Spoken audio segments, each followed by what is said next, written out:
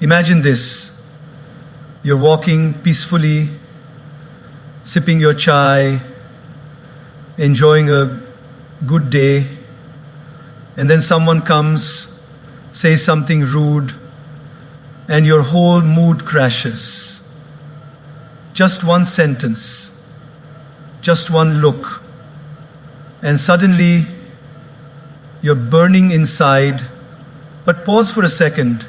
What if I told you the most powerful response is not a reaction, but a redirection? Friends, in life, people will hurt you. That's not a maybe, it's a certainty.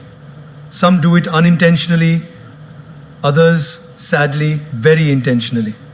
But how you respond will shape not just your relationships, but your character, your peace, and your future. We live in a world where everyone's racing to give a comeback. Someone shouts, we shout louder. Someone disrespects us, we plan revenge. But the truth is, when someone hurts you, don't react instantly. Just do this. Pause, breathe, and respond consciously. Let me share a little story. A monk once asked his teacher, "How do I know when I've truly grown in wisdom?" The teacher smiled and said, "When someone insults you and you don't feel the need to prove them wrong." Wow, that hit me. Because isn't that what maturity really is? It's not about how sharp your tongue is. It's about how still your heart remains when chaos surrounds you. Life will give you many opportunities to react. But the wise ones, they learn to respond. So next time someone hurts you, before you react, take a pause, breathe, observe, and choose your response. You're not just preserving your peace, you're building your power. Let them throw words, you throw wisdom. Let them bring chaos, you bring calm. Let them try to shake you, you stand still like a mountain. Because when you master your reaction, you master your life. In a world where everything moves fast, messages flying in, tweets flying out, we've gotten used to instant responses. Someone criticizes us, we reply in seconds.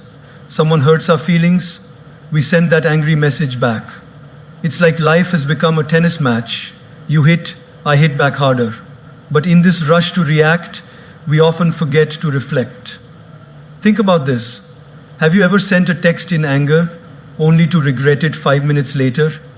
Or shouted at someone during a fight and felt guilty for days? That's the cost of reacting. Reaction is immediate. It's emotional, it's raw, but more often than that, it's reckless. Reflecting, on the other hand, is where wisdom lies.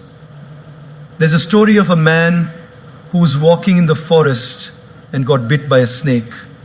He screamed in pain, but instead of seeking help or treatment, he chased after the snake in anger, determined to punish it.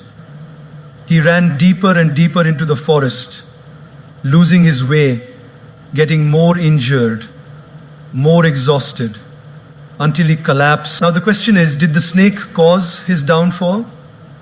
Or was it his reaction to the snake? That's how many of us live. Someone says something to us, a rude comment, a sarcastic jab, or just a look, and we chase after the pain with our reaction. We carry it with us all day, sometimes all week. We go home and tell everyone how hurt we are. We post about it. We replay it in our mind like a movie stuck on loop. But what if instead we just paused and reflected?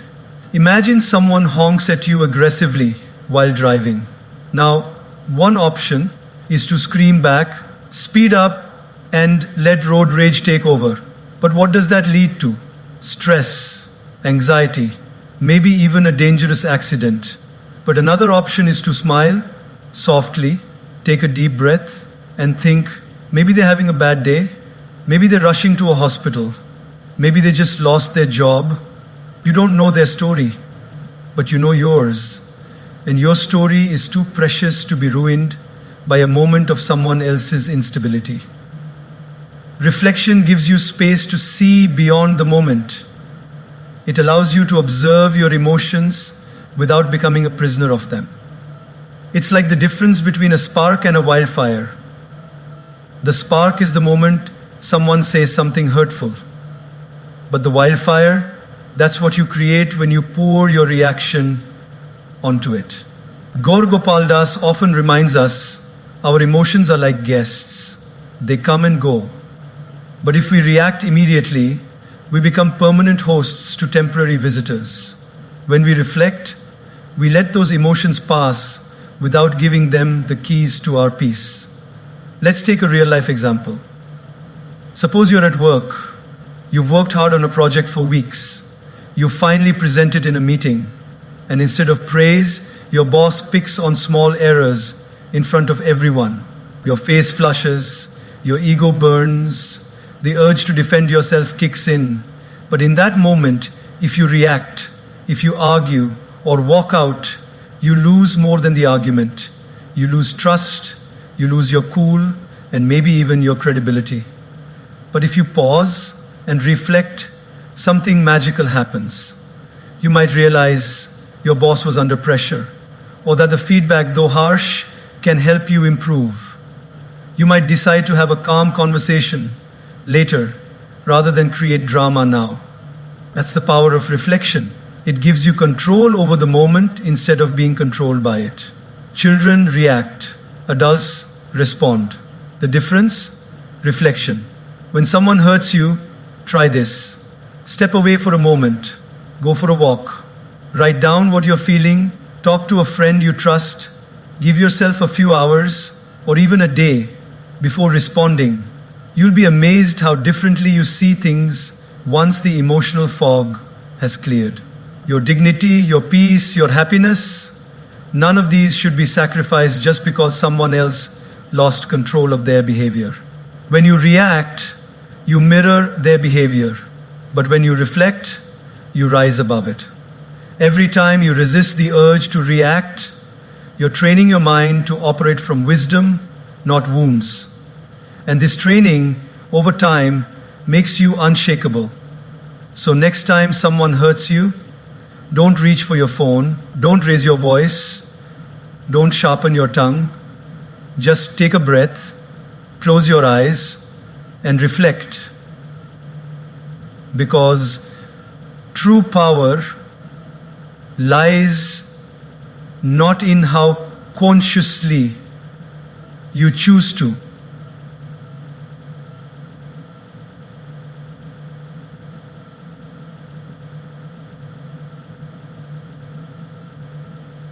Don't raise your voice. Don't sharpen your tongue. Just take a breath, close your eyes, and reflect. Because true power lies not in how quickly you react to everything, but in how you first take a deep breath. There is a simple wisdom in something we all do every second of our life: breathe. Yet, in moments of stress, anger, or hurt, we forget to do just that. We forget to breathe before we speak. And because of that, we often say things we don't mean, act in ways we later regret, and damage relationships that matter to us. Think about this for a moment. How many times in life have you said something in the heat of the moment, only to wish you could take it back a few minutes later? Maybe you were tired, maybe someone pushed your buttons, or maybe you were just having a rough day. But the words came out sharp, impulsive, and raw. And just like that, they hurt someone you care about. That's the power of words, spoken without breathing, without thinking. Breathing before speaking is not just about inhaling air. It's about creating space between the trigger and the response. That one breath becomes the difference between reacting from emotion and responding with intention. There's a beautiful story often shared in spiritual circles. A man came to the Buddha, angry and frustrated. He insulted the Buddha with harsh words, trying to provoke a reaction. But the Buddha sat still, calm and silent. After some time, the man asked, "Why don't you respond?" The Buddha gently replied, "If someone offers you a gift and you do not accept it, to whom does the gift belong?" The man replied, "To the one who offered it." The Buddha smiled and said, "In the same way, I do not accept your anger. It remains with you." Now pause and reflect. How was the Buddha able to stay so calm? The answer lies in that silent gap, that pause, that breath, that moment of stillness gave him the clarity to not take on someone else's negativity. And we can do the same. Let's take an everyday example. Imagine you're in a team meeting.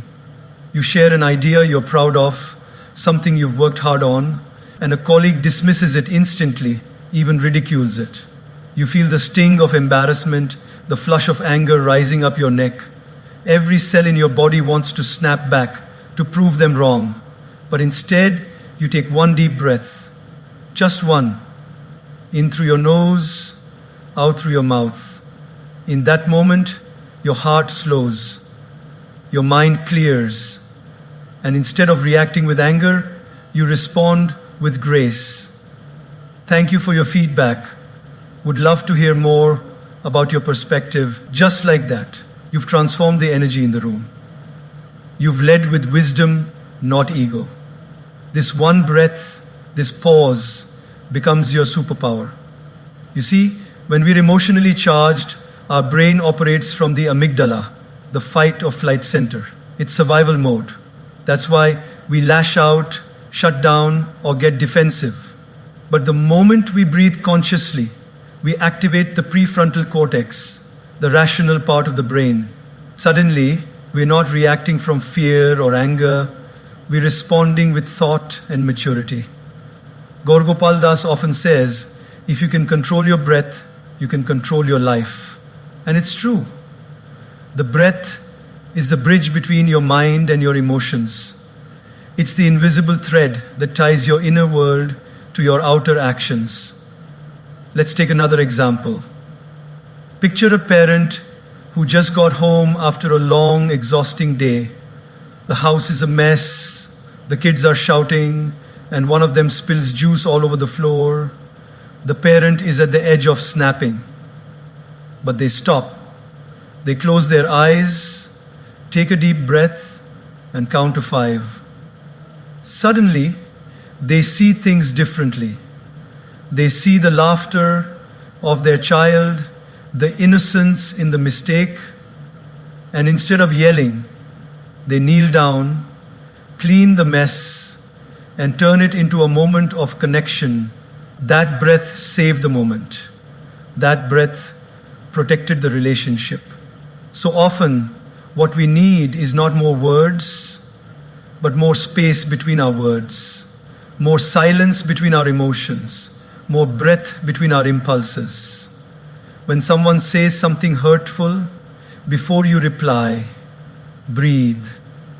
When life doesn't go your way, before you complain, breathe. That breath may seem small, even unnecessary, but in reality, it is everything. It gives you time to choose your tone. It gives you space to think. And most importantly, it gives you the power to stay in control of yourself. Words once spoken cannot be unsaid, but words delayed through breath can be transformed. And often, silence says more than speech ever could. So let breathing become your daily practice. Before that meeting, take a breath. Before that tough conversation, take a breath. Before hitting send on that angry text, pause and breathe. You'll be amazed how much peace and power you find in just a few seconds of stillness. Because those who master their breath, master their emotions. and those who master their emotions master their lives. It's one of those statements that sounds simple but holds a deep transformative truth. Hurt people hurt people. It means that those who inflict pain are often the ones who are silently bleeding inside. When someone lashes out at you, mocks you, ignores you, betrays you, or treats you unfairly, it's natural to take it personally. It's human to feel offended. But the moment we look beyond their behavior and try to understand the pain behind their action, something changes in us.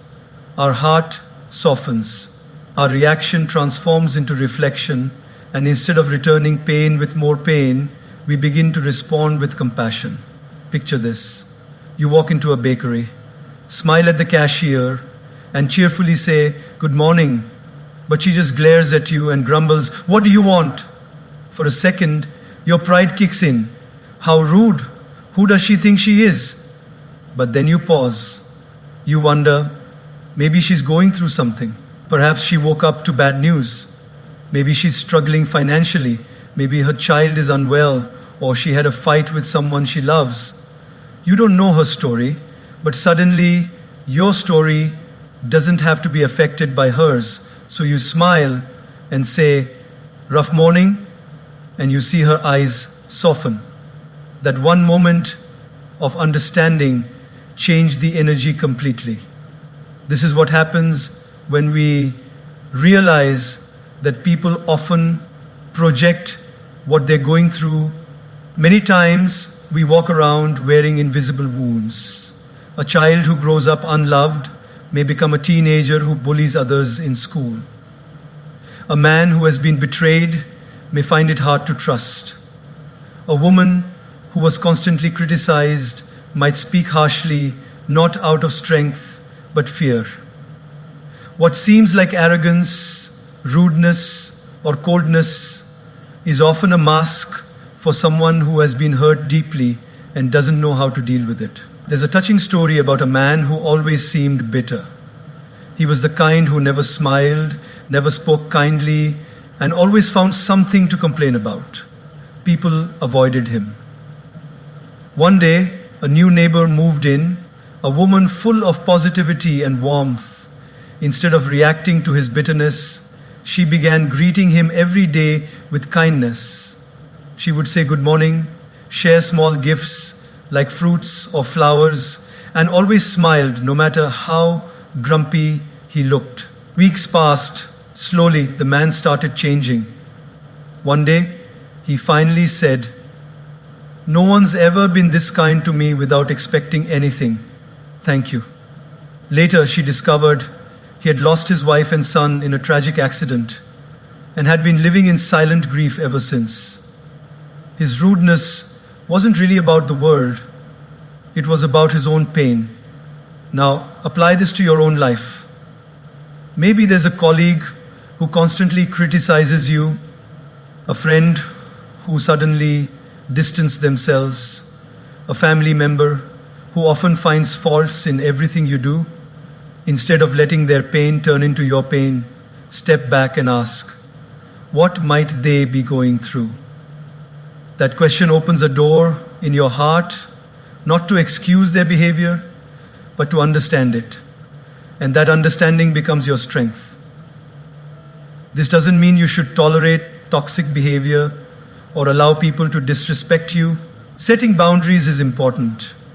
But when your heart carries compassion instead of resentment, you protect yourself from becoming what hurt you. Because the truth is, when we don't heal, we hurt. And sometimes that hurt is not even ours to carry. It gets passed down, like an emotional inheritance. You see, a person who is at peace within will never go out and damage someone else's peace. A person who feels truly loved will never intentionally make someone feel unloved. And a person who is emotionally fulfilled doesn't need to pull others down to feel taller. When Gaur Gopal says, "Don't judge people by their actions alone, look at what might be driving those actions," He invites us into a life of empathy, a life where we don't just react to people, but we try to reach people. We listen with more than our ears, we listen with our hearts. If every time someone hurts you, you pause and say, "This isn't about me, it's about their pain," you will begin to protect your inner world from being disturbed by the storms outside. You'll stop absorbing everyone else's chaos. You'll stop taking offense to every cold word or sharp look. Think of it like this. If someone throws dirt at you, you can throw it back, or you can wash it off and walk away clean. The first option leaves both people dirty. The second keeps you pure, centered, and in control. So when someone hurts you, don't just see the hurt. Try to see the human behind it. Maybe, just maybe, they're crying for help in the only way they know how. And your understanding could be the first step toward their healing. Because hurt people, but healed people heal others. Let's be the latter. There are moments in life when silence is not just golden, it's divine. When emotions rise, when anger boils, when ego shouts for attention, that's the exact moment when silence becomes your greatest strength. Because what you say in anger might win the argument, but it can lose the relationship. And sometimes what you don't say says everything. We've all been there. Someone says something that triggers us, a sarcastic remark, a harsh insult, a public humiliation, and suddenly our ego is up in arms, ready for battle. The heart races, words form in the mind faster than we can catch them, the tongue itches to fire back. But here's the truth. Reacting instantly with harsh words might satisfy your ego temporarily, but it almost always leads to regret later. Silence, on the other hand, gives you the power to respond, not react. Imagine this situation. You're having a conversation with a friend. Things get a little tense. Out of nowhere, they say something that deeply hurts you. Now you have two choices. You can snap back, say something even more hurtful, and walk away with wounded pride. Or you can pause, breathe, and say nothing at all. That silence in the moment doesn't mean weakness. It means you're thinking beyond the moment. You're preserving your peace instead of wasting your energy proving a point. We live in a time where everyone wants the last word. Social media arguments, family feuds, workplace drama, it all stems from the need to be right. But what's the use of being right if it leaves your heart wronged? Gaur Gopal beautifully says, "Win hearts, not arguments." And sometimes the way to win a heart is to simply stay silent when your mind wants to speak the loudest. Let me give you an example from everyday life. Picture a married couple in a heated argument. The husband says something impulsive, something below the belt.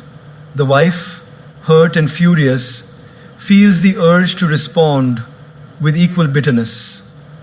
But she chooses silence, not out of fear, but out of wisdom.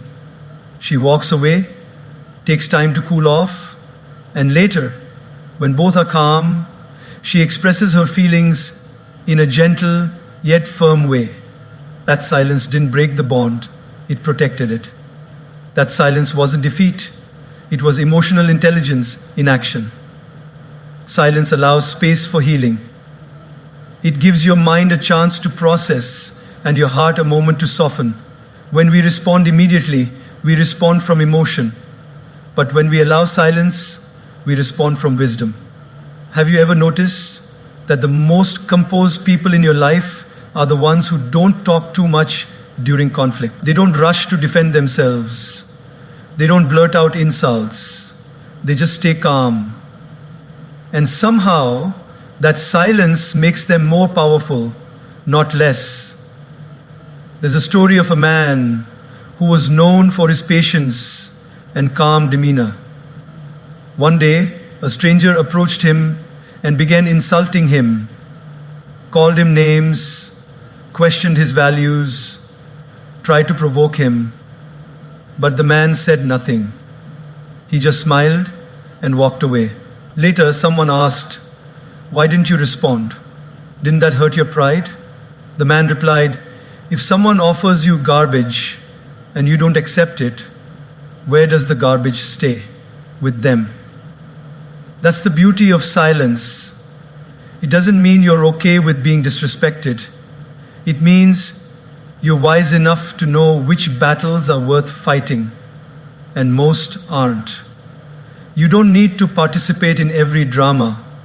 You don't need to clap back at every insult. You don't need to lower your vibration just because someone else chose to lower theirs. Think about this. When you light a candle and the wind blows, what do? You protect the flame. You shield it gently. You don't yell at the wind.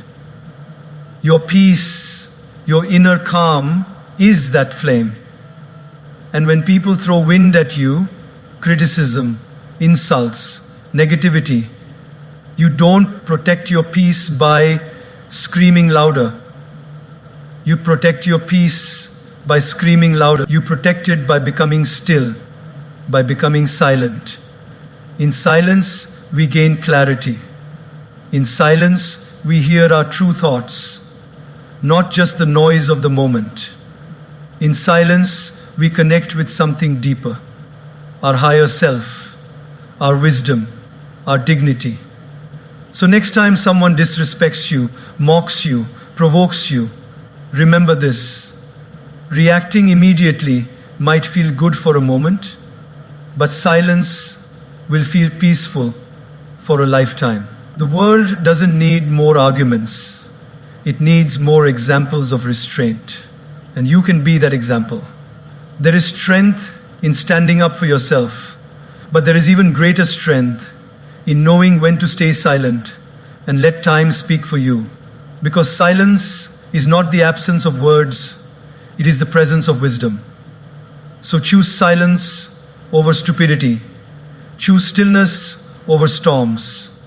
And remember, your peace is too precious to waste on pointless noise. When someone hurts you, betrays your trust, misunderstands you, speaks behind your back, or wounds you with their words, the natural response is judgment.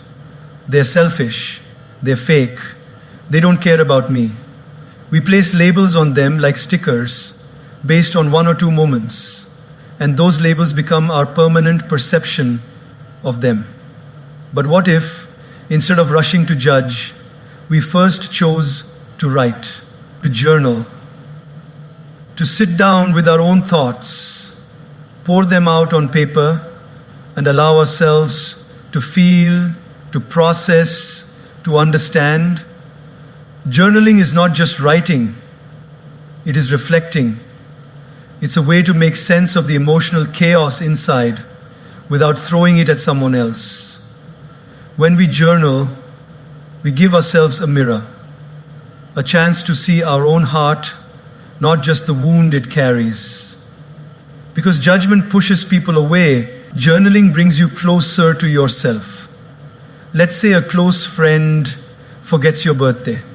It hurts, of course, especially when you remembered theirs. The easy response is to judge them. They don't care about me. They're so self-centered. I'll stop making an effort to. But before making that decision, imagine sitting down that night, opening your journal, and writing, "I felt really disappointed today. My friend didn't wish me. I felt forgotten. But maybe they're going through something. Maybe they just had a busy day. Or maybe I need to talk to them instead of assuming." By the end of that paragraph, something begins to shift. The anger softens, the pain finds space to breathe, and your mind becomes clearer. Instead of feeding the judgment, you've nurtured awareness. Gaur Gopal Das often says, before trying to understand others, try understanding yourself. And that's what journaling does. It helps you understand your own reaction. Why did their words trigger you so deeply? Is it really about them, or is it touching an old wound inside you? Journaling becomes a sacred conversation with your inner self, where you can be honest without fear of judgment. Now imagine a situation where a family member constantly criticizes you. Maybe it's a parent or sibling who never seems satisfied. They say things like, "You're always like this," or "You never do anything right." Naturally, judgment kicks in. They're toxic, they'll never change, I'm done with them. But pause, take a moment, open your notebook, write, "It really hurts when they speak to me like that. I don't feel valued." But maybe they speak from their own fears, from their own expectations. Maybe they don't know how to express love in a healthy way. Again, your anger transforms into understanding, not acceptance of bad behavior, but clarity about why it affects you the way it does. When you judge someone too quickly, you close the door to healing. But when you journal, you open the window to compassion. You might still set boundaries, you might still decide to distance yourself, but your actions come from wisdom, not wounded ego. The beauty of journaling is that it doesn't demand perfection. You don't need to write beautifully. You don't need the right words. All you need is the courage to be honest with yourself. The page listens. It doesn't interrupt. It doesn't criticize. It just receives. And in that safe space, your pain begins to dissolve. Let's take another daily life example. You're in a relationship and your partner says something that deeply offends you. Maybe they joked about something personal or made a decision without including you. You're fuming. You want to send a long, angry message or give them the silent treatment. But before that, try journaling. What did I feel in that moment? Why did it hurt me so much? Have I communicated this need before? What do I truly want right now? To be right or to be understood? The answers that come through those pages often surprise us. We realize we were projecting or expecting without expressing, or reacting from past pain. Judging is easy. It takes no effort to assume the worst. But journaling, that takes courage. It takes emotional maturity. It takes a willingness to see your own role in the story, not to blame yourself, but to grow through it. And the most powerful thing is, journaling builds emotional memory. As you fill more pages, you begin to see patterns in your life. You start noticing what triggers you, what soothes you, what lessons you keep repeating. Your journal becomes your personal roadmap to inner peace. You begin responding to life, not just reacting to it. In a world where everyone is quick to blame and slow to reflect, choosing to journal makes you different. It makes you wise. It makes you grounded. And it brings you closer to your best self. So the next time someone hurts you, don't rush to label them. Don't rush to cut them off or lash out. Instead, pick up a pen. Sit quietly. Let your heart speak through ink. Write out the storm before you speak to anyone about it. Because when you journal, you don't just protect others from your reaction, you protect yourself from becoming someone you're not. And that is the highest act of emotional strength. There's a subtle but profound difference between a thermometer and a thermostat. A thermometer only reflects the temperature of its surroundings. If it's hot, it shows hot. If it's cold, it shows cold. It has no control, just a reaction to whatever is happening around it. A thermostat, on the other hand, doesn't just reflect the environment, it regulates it. It sets the tone. It maintains balance. It changes the climate instead of being changed by it. And in life, we have the same choice. We can either let people and situations dictate our inner state, like a thermometer, or we can learn to be a thermostat, holding our peace, our values, and our responses, regardless of what's happening outside. Think about how often we let the emotional temperature of a room change our mood. You enter a room and someone's angry, you immediately feel tense. Someone gossips, you get pulled into the negativity. A colleague snaps at you, you carry the irritation for hours. Like a thermometer, you absorb and reflect everything. But what if you were grounded enough to enter that same room and instead of matching the chaos, you brought calm? What if your peace was so steady that other people felt calmer just being around you? Let's take an everyday example. You're stuck in traffic. People are honking, cutting lanes, shouting out their windows. The atmosphere is boiling. Now, you can be a thermometer, lose your patience, yell back, honk aggressively, and arrive at your destination completely drained. Or you can be a thermostat, breathe deeply, play your favorite music, stay calm, and maybe even smile at someone who looks more stressed than you. You don't let the traffic steal your peace. You choose how you feel, no matter what's around you. This idea becomes even more powerful in relationships. Imagine a married couple. The husband comes home after a terrible day at work. He's frustrated, short-tempered, and not in the mood for conversation. The wife, noticing his mood, feels tempted to mirror it, to get irritated herself or take it personally. But instead, she gently asks, "Rough day?" and offers him a glass of water. That small act of emotional regulation shifts the energy, he softens, they connect. She didn't let his emotional storm pull her in. She became the thermostat that calmed the environment.